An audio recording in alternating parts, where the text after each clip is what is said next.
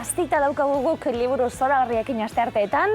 Katxali Minar, etorri zaigu bizitan hau ahora, arratsaldean Katxali, ze moduz? Arratsaldeon, oso ondo. Turista klasean. Bai. Horrela gabiltza. Bueno, haintxe ez gabiltza asko, ez? Justo bidaiatzen, baina bestela bai. Hala metafora handia izan daiteke, titulua. Bai. Turista klasean egon gaitezke. Gizarte honetan, jende asko.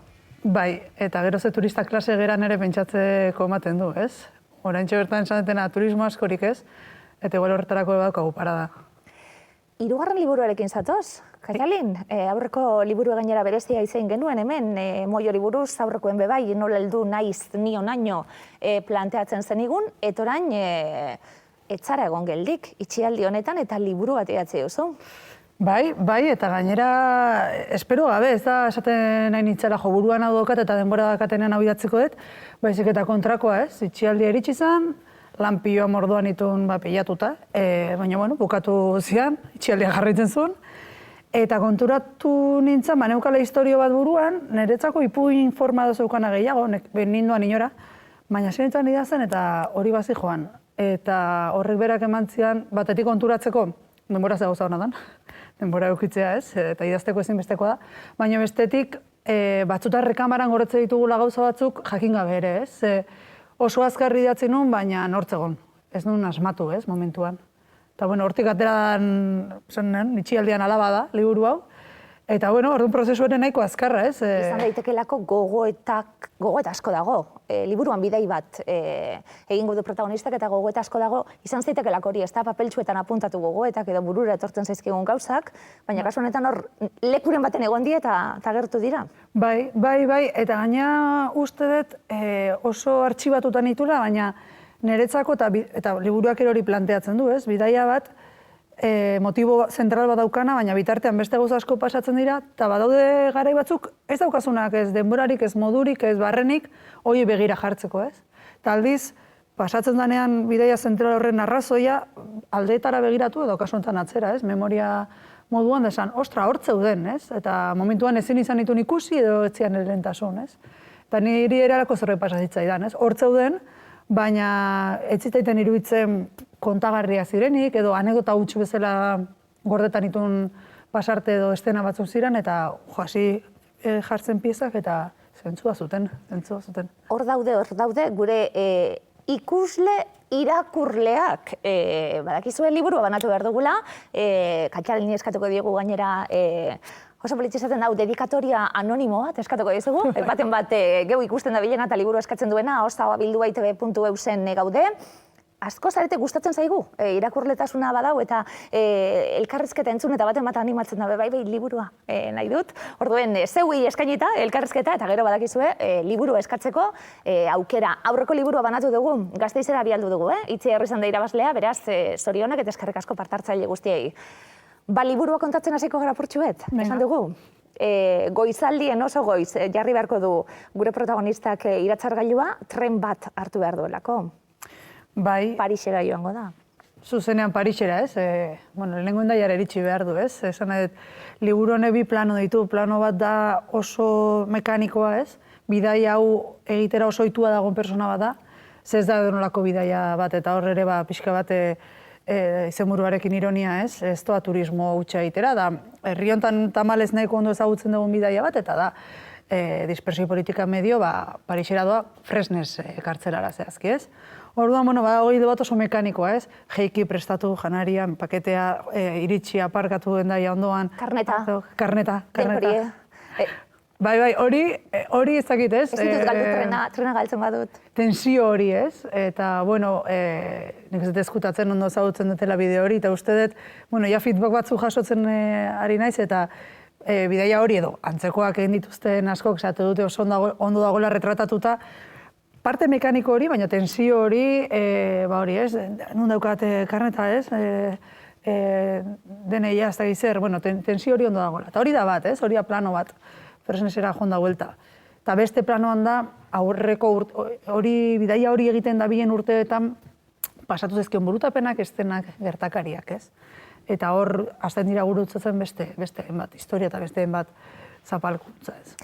Bidai ezberdina da, Parisera Louvre ikusten basoaz iritsi nahizu, badakizulako gero zer dagoen bertan zain, protagonistak noski iritsi nahiko du, laguna daukalako zain, baina bestelako amorru bat ematen du bidai horrek, esango nuke.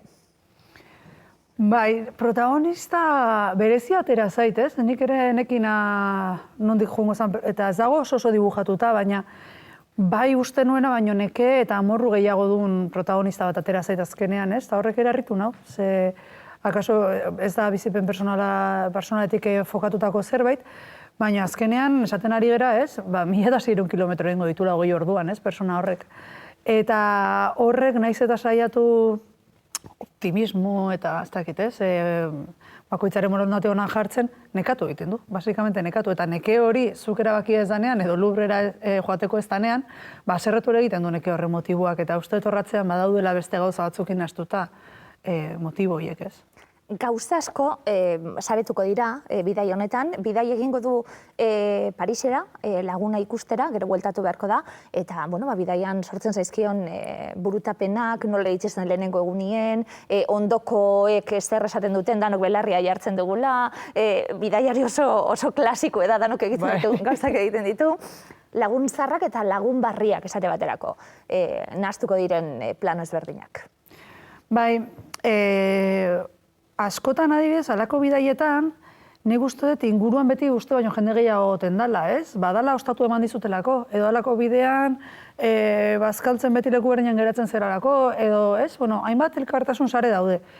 Momentu horretan bertan, akaso igual utilitaristagoak diranak, ezen txarrenean, ez? Praktikotasunari begira, baina horre gertatzen dira konversazioak, horre gertatzen dira gatazkak, eta, kasu honetan protagonista ditu lagun txiletar batzuk, Parisen bizi direnak, erabat, beste testu inguru batean ezagutu dituenak, ez? LGTBI komunitatean barruan, baina denborarekin konturatzen dena, marxista dira, arrazializatua dira, batzuk irregularki daude, beste batzuk ez, eta bere bidaia horretan dagoen bitartean, muturren aurrean ditula beste realidade eta zapalkuntza batzuk, eta ez dirala kontrajarriak, ez? Eta hori da bere hausnarketetako bat, momentu honetan egin dezakena, eta kaso urte batzuk lehenago, ez zeukana tarterik horretan pentsatzen jartzeko, ez? Borroka ezberdinak, esate baterako. Ilegalidade ezberdinak. Bai.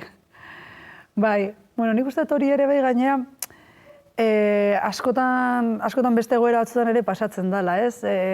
Deno nahi dugunean esaten dugunean, biskat hemen ari gara ilegalidade batzuk egiten, ez dugu esango zein, begiratu behar da motiboetara, ez? Zergaitik, ez? Ez da berdina nik saltatzea orain adibidez, garai hauetan, tokedeke da nik saltatzea, zer eta nire zaintzapean dago norbaiti eman diolako behar berezi bat eta joan behar izan delako, nahiz eta ez euki salbokondukto bat, edo den lagun batzuekin trago batzuk hartzen luzatu zaidalako, ez? Arrazoiak ez dira berdinak, edo oinarriak ez dira berdinak. Eta hemen ere protagonista konturatzen da horretaz, ez? Nola bere zapalkuntzak eta zapalkuntza horren bueltan egin behar dituen ilegalitateak, eta beste batzuk bizirauteko egiten dituztenak, nahiz eta denak ilegalitate izan ez direla igualak, ez? Ekintzak eta ekintzak. Ekintza bat, esate baterako. Ez dio lagunari galdetuko askorik bez, hori gertatzen dabe bai, Bakoitzaren, esparru horiek errespetatuta edo, berak maite du lagun hori eta bisita hori egingo dio, askorik berbagin bariki ase gertatu da nor, baina bestelako ekintza batzun aurrien, badauka erabaki eta eritzi bat, eta bestak beste, ekintza jihadistak etorriko zaizkio burura, tren bat hartzen duenean, dan hori datozkigunak azken aldi honetan, ez da? Bai, personaje jarri nahi izan dut kontraesan ez beteta, ez? Eta kontraesan errealak nahi nituen, ez kontraesan ideologiko eta teorikoak, ez? Ze nik hemen esan dezaket, ez dakit, ez? Arabiar komunitatea ditu altzaion edo islamiar komunitatea ditu altzaion, gezki izendatzen den horren aurrean islamofobia izugarrikoa dagoela, ez? Eta esan, eta ni kontra nagoela. Eta gero beste gauza da, tren bat hartu eta oraintxe bertan atentatuak behin eta berriz pasatzen ari dien herrialde bat gurutzatu bertenean, beldurra, liburu esaten du, beldurra da monami, ez? Eta hor kontraesanak gorpuztu egiten dira, ez dira teorikoak, ez? Eta protagonistaren ahotsa ez nun planteatu nahi inungo nagusitasun moral batekin, ez? Osea, ez dio hau ondo dago eta gaizki dago da, hau gertatu egiten zait, ez?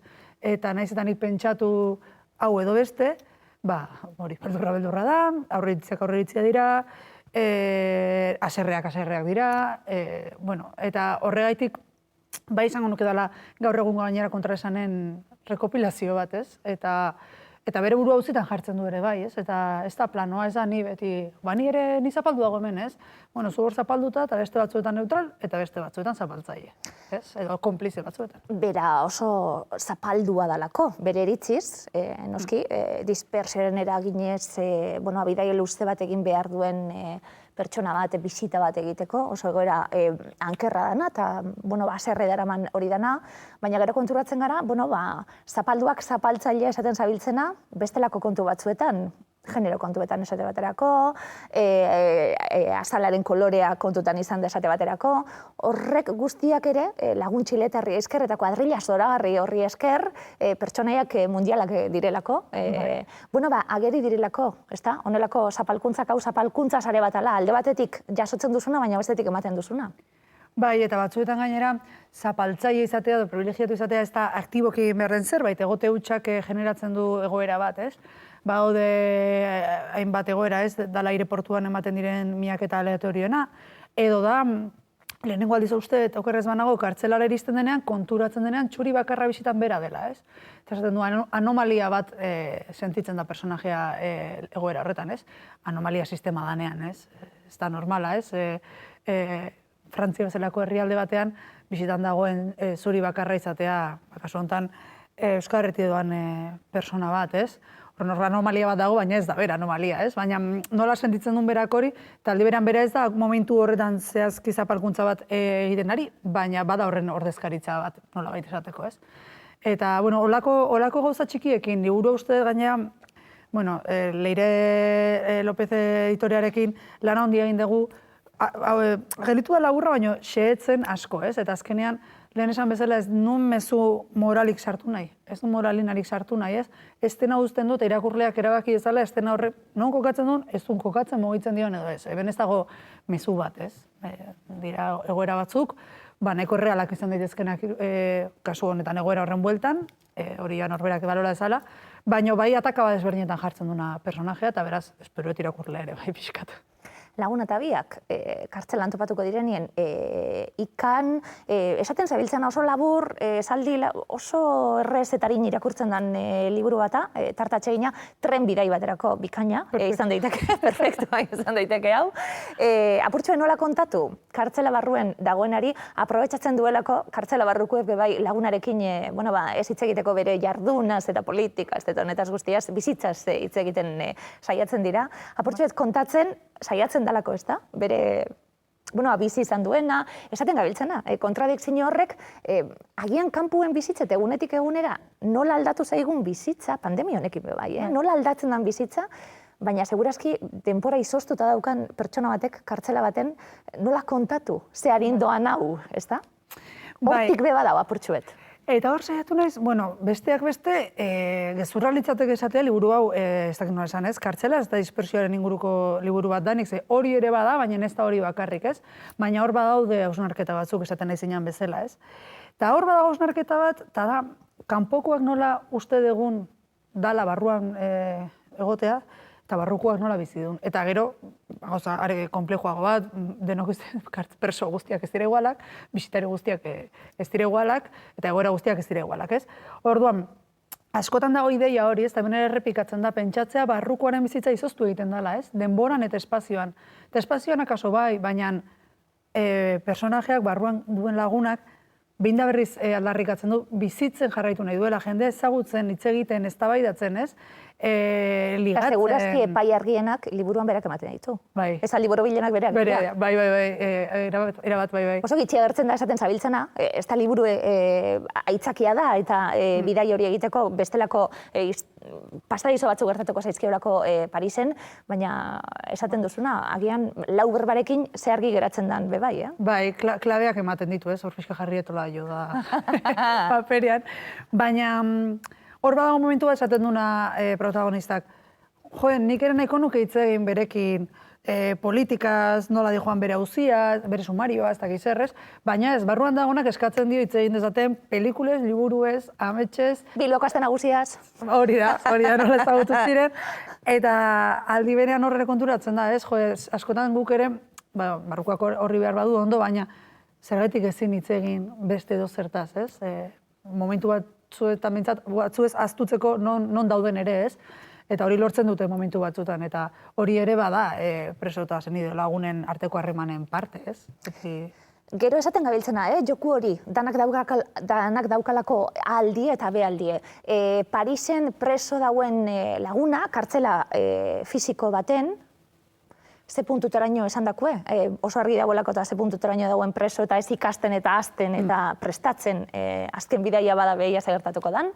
Eta gero, hiri handi baten, euren bizimodu aurrera ezin duten atera pertsonen bezin egona eta zelan bihurtzen den kartzela erraldoi bat Paris, momentu baten esaten dalako, bai. Paris eta gure ametsa azkenien ze kartzela bihurtu zaigun. Esaten zabiltzena, apurtxuet, da tituloarekin hasieran hortik nindoan, arraza eta, zelan da, apuntatuta daukat, klase eta arraza turismoa egiten bera, eta kartzela ze izan daiteken, ez da? Ze izan daiteken... Bai, gainera hor, lagun txiletarrak ere badira beste joda batzuk horrez, manten dituzte klabe asko, baina beste modu batean eztabaidatik eta batzutan gatazka oso maitasun handiko gatazka bat da, ez? Oso harreman ona dute, baina badaude diferentzia batzuk, ez? Eta hor bera sentitzen da, lau urteren ostean pentsatzen du momentu baten, joer, ez zoten abil ni ere, ez? Hauen gana etortzen naiz, ez da gizten batetik behin, historiak ateratzen ditut, beste realidade bat ikusten da, baina gero ni nire realidadera noa, ez? Eta ni nire legalitatera bueltatzen naiz, ez? Eta hor sentitzen du ardura kolpe bat, ordura arte ez zuen ikusten, ez? Lagun batzuk ziren, bisitatzen zituen, etxe ematen ziren, eta ondo pasatzen zuten zerbeza batzuk edan da, edo ardo batzuk, ez? Eta horrela hartzen du kontzientzia, ez? Esatetenean zapaltzaile ez du izan behar hartu eta behar izango diena, ez da zer zarete, baizik eta bere presentzia hutsak diferentzia horiek agerian uzten ditu, ez? Eta oso solaskide onak dira, ez? Orduan, bueno, klase eta arraza... Prekarietate hori, etxie esaten zabiltz, pisukide izango dira, baina ala beharrez izango dira pisukide, eta zainduko dira, baina ala beharrez izango da, gumatetik bestera guztia aldatzen zaielako bebai, non etxi hartu ez da, Parisen kanpora atera behar dira. Hor, dauzalako azpitrama asko, esan dago oso harindu zenak eta liburuen, baina kontatzen dienak. Ez ki gaine, hirietako realidade oso horra da orokorren hiria handietakoa, eta Parisen egitan nik ezagutu ditudan lagunen eta ezagututen jende guztia bizitana, pixuena da, egitan dira 40 metro karratuko etxeak, egitan dira egongelari gabeko etxeak eta dirutza bat balio dutenak, ez? Edo zeinentzat, egoera edo abia puntu sozioekonomiko ertainetik abiatuta ere oso jasangaitza, ez? Pentsa, beste egoera batetik abiatutako entzat, ez? Eta hori ere ikusi agarrezin nahi nun, ez? Ez da hirian bizi diren lau ez dakin hor, ez? Ez dira, egoera horretan bizi dianak, ez? Euren musika entzuten, euren dantzak egiten, Edith Piaf agertuko zaigu, noski, zelan ez.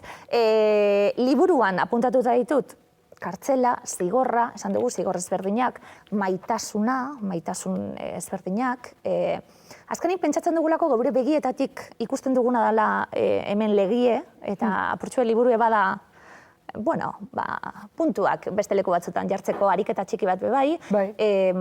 Zeure Katxalin Minerren diskurtso feministari jarraituta bebai, zapalkuntzei buruz hitz egingo dalako, baina esan duguna zaintza eta sareak, eta dana saretute dagoela apurtxuet, igarten da, apurtxuet Katxalinetik, zeukiratzita, baina badauka Katxalinetik liburu bebai. Esperot. Esan duzu gauza bat, ohituta gaudela realidadea gure begietatik ikusten, ez? Eta nik uste dut, eta liburu bidazten, osnarketa behinun eta bukaeran aldera izan zen, ez? Askotan esaten dugula begiratu behar dugu azterretara edo azpiratuetara, ez? Eta hori ondo dago, begiratu beharko dugu zentro geran enean, baina hontan areago juten saiatu naiz eta da handik mundua nola ikusiko den ere pentsatu garazten. Ez dut inposatu, ez dut imposturarik egin, nien ez jarri Katxalin bezala ez dudan egoera sozioekonomiko arraza eta klase batetik impostura bat egiten, ez jarriko ni egiten orain ez dakit, ez? Ez nahi zen zerbaitena, edo ez dut ahots hori impostatu, baina bai sugeritu guk orain ikusten duguna hor, eta nahiz eta ikustea ja baden pauso bat, handik munduan nola ikusiko den imaginatzen saiatzea behintzat, ez? Eta hortarako behintzat, saiakera txiki bat behintzat indegu. Bortxe, amaierak hasiera berri bat dakar, beti. Bada amaieren liburu bat eta hasiera berrien liburu bat bebai, hori da bizitza azkenien. Bidaiak hori dakar, ala beharrez. Eri esan oso metafora hona da bidaiarena, ez? Hortarako ere. Eta bai, amaiera eta hasiera eta relatoen bukaerak ez bere horretan iztearena, ez? Bada bukaera bat, badago hemen bukaera bat edo intuitzen da bukaera bat, baina ematen du batzuetan relato bat eta bakarra nahi dugula gauza batzuen bukaerarako eta bukaerak ere noiz bukatzen diren ez dakigu, horaz. Hor ere irikita uzten dut, ez? Beste historia bat, garai honetan asko hitz egiten ari den gai batzuen inguruan ere, beste ikuspuntu bat. Bortxe, turista klasea, Katxali Miner, oin pare bat zapatuko goiza alaitu idazu. Liburuarekin, oso gustero egon naizelako, kafetxu irakurtzen eta liburu irakurtzen eta neure gogoetak egiten eta beti da plazer bat, zurekin berbagitea. Berdin honak urtea. Badakizu, ahoza bildua itb.eusera idazten dutenek liburua jasotzeko aukera, Durango arraroa dator. Bai, hane hongo gera, baina ez dakigu goendik nola. Katxalinek egingo dizue eskaintza. Durango liburu zitza egingo dugu, ez dakit fitxatuta daukazun zeo zer, libururen bat, diskoren bat aurtengo? Ez bereziki, egia esan, itxoiten ari naiz, aber ze plataformatan nola joango dan, eta, beti ukitzen dutena fitxatuta baino presupuesto bat ukitzen dut. Eta, aurten ere saiatuko gera kulturari behar dan hori uzten. Turista klasean, baina kulturari. Hori da, gure estera jartzen. Merezi duena usten. Katxalin beti ederra, zu ikusti, eskerrik asko, hauza hori etortzi garren.